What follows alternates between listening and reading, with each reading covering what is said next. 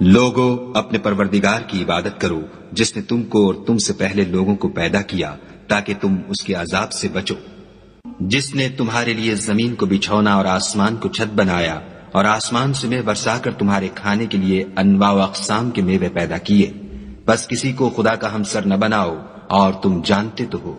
اور اگر تم کو اس کتاب میں جو ہم نے اپنے بندے محمد عربی صلی اللہ علیہ وآلہ وسلم پر نازل فرمائی ہے کچھ شک ہو تو اسی طرح کی ایک صورت تم بھی بنا لاؤ، اور خدا کے سوا جو تمہارے مددگار ہوں ان کو بھی بلا لو اگر تم سچے ہو۔